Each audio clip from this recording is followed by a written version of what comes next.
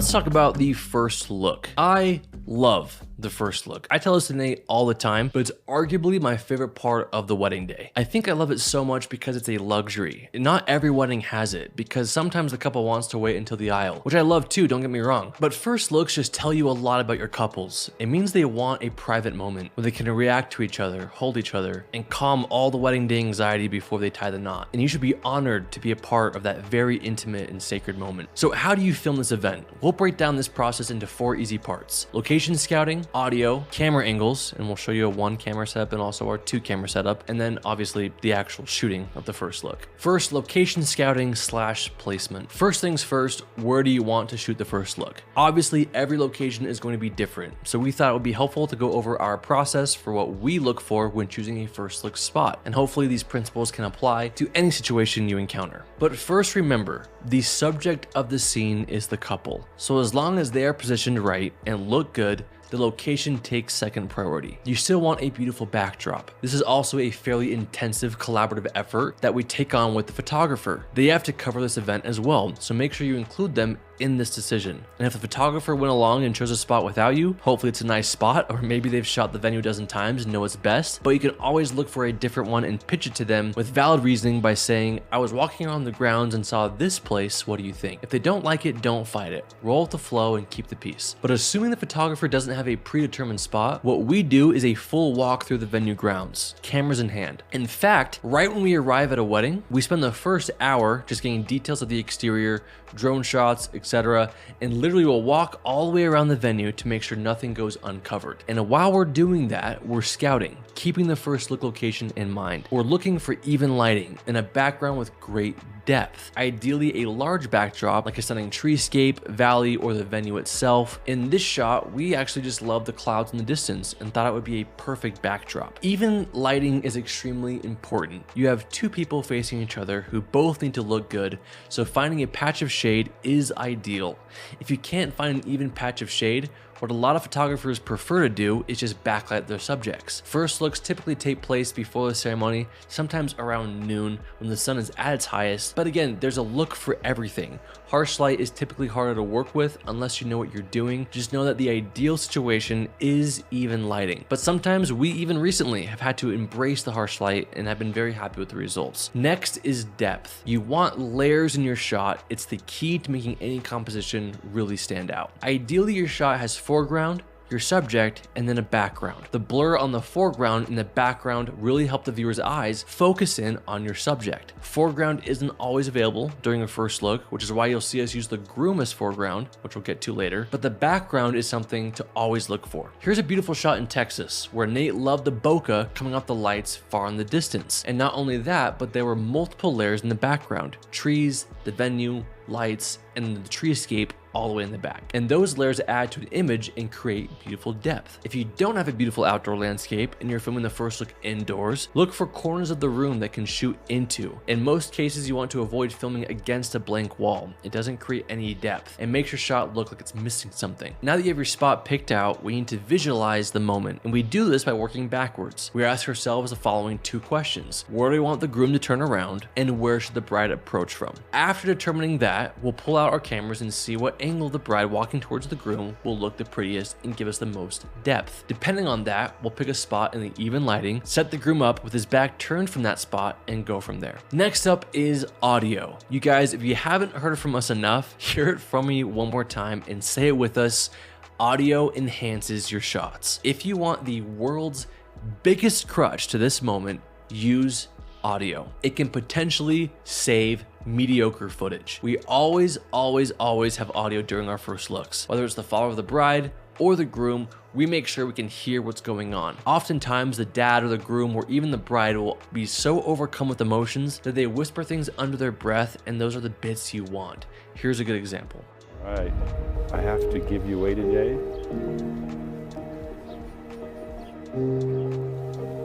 Jocelyn, a big payday for you.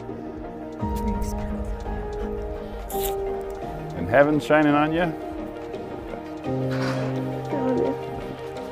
So once you have your subject in place, it's time to quickly put a mic on them. With whatever lav mic you have, We recommend getting a bumblebee lav protector so you can stick the lav mic inside the suit lapel, which will be invisible to the viewers and still capture great audio. Now, if you don't want to buy bumblebees, which I'm not sure why you wouldn't want to, you can always just clip the lav mic onto the groom's lapel, which we used to do for years. We've actually had some people prefer it, like the father of the bride, who literally are going to be wearing the mic for 5 minutes and they don't want you going inside their suit coat. So play it by ear and be respectful. And if it doesn't bother you seeing it, go for it. The principle is you just want the lav mic to be about 6 or 12 inches under the subject's mouth, which is typically by the lapel. Once it's clipped on, we tuck the receiver into one of the jacket pockets. Now, some suits have a smaller lower pocket that we prefer over the breast pocket because it creates less of a bulge, but that's also your call. If they don't have that pocket, we'll typically clip it onto the back of their belt. Typically, first looks happen right before the ceremony. So if that's the case, the bride may or may not be wearing a lav mic as well, but we'll cover that in a different video. Once audio is in place, hit record.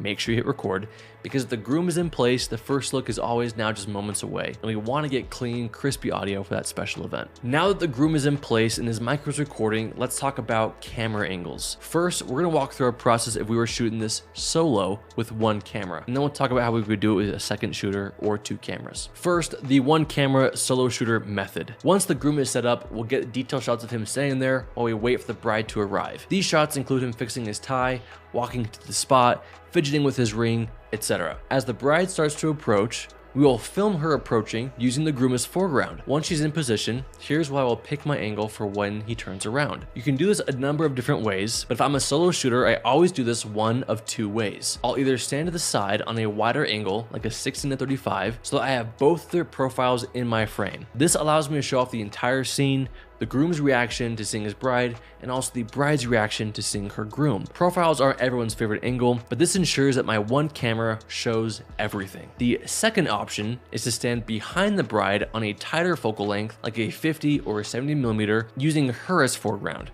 This angle is heavily focused on the groom and his reaction, which if he has a great reaction, it really pays off. The downside is you'll never see the bride's face. So once he reacts, you need to start moving to capture the hug and the full scene so you can see both subjects, which coordinate with the photographer about where you can go. The con is if he has no reaction, but the bride reacts, which has happened before. So this is a huge reason why we recommend using the 24-70mm lens. If you are a solo shooter and can only afford one lens, you can quickly grab that tighter shot of the groom's reaction, then move to the side and zoom out and get the profile shot. Now with 2 cameras, or if you have a second shooter, all we do is combine those 2 shots. One camera is locked off on a wide profile shot to show the entire scene, and the other camera is used as a reaction camera for the groom or the bride. We've recently fallen in love with having a tight angle on the bride's reaction, because when the groom freaks out, she usually will give a very beautiful and emotional reaction to being seen. And the wide angle still gives us a great shot of the groom, but you can always flip those and have the wide angle favor the bride while the tight angle favors the groom. No wrong way to do this, just personal preferences. And for us, it kind of depends on the couple and who we think will be more emotional. You want to nail the shot, but there is a little bit of creativity that can be used here. Now, let's talk about shooting the first look and how to prep everyone involved. As I'm miking the groom, I like to give him the Jake Weisler first look pep talk. And what that entails is trying to get him to calm down a little bit. I'll ask him if he's nervous. I'll tell him how beautiful his bride looks. And then I'll also say something along the lines of, hey, today we'll be doing a lot of posing. We'll be directing you, telling you how and when to kiss. But this next part is solely your moment with the bride. We won't direct you. We won't put a camera in your face. We want you to enjoy this moment, and we'll step in when it's over. If it takes 30 seconds, it takes 30 seconds.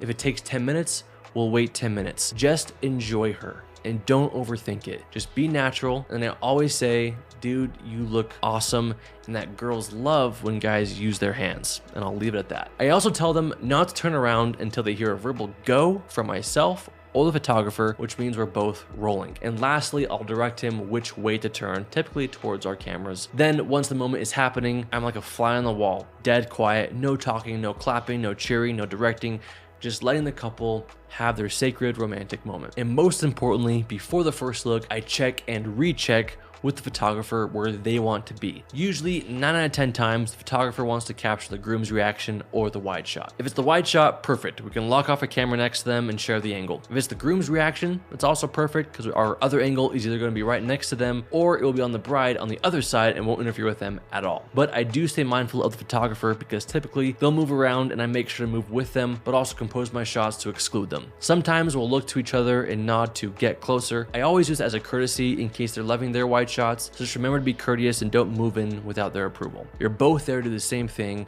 Please don't ruin it for each other. But that is it for capturing a first look. This is our tried and true process. We rinse and repeat this formula every single wedding, every location, every venue, every couple. With moments like the first look, the most important thing is to capture the moment. Make sure that before you try to be creative, you have all of your bases covered to nail the easy start to finish moment that is happening. Once you're sure of that and you've nailed the hero shots, then add a creative or fun angle, but not before. Again, as always, if you have any questions, leave them in the comments below and we'll catch you in the next one.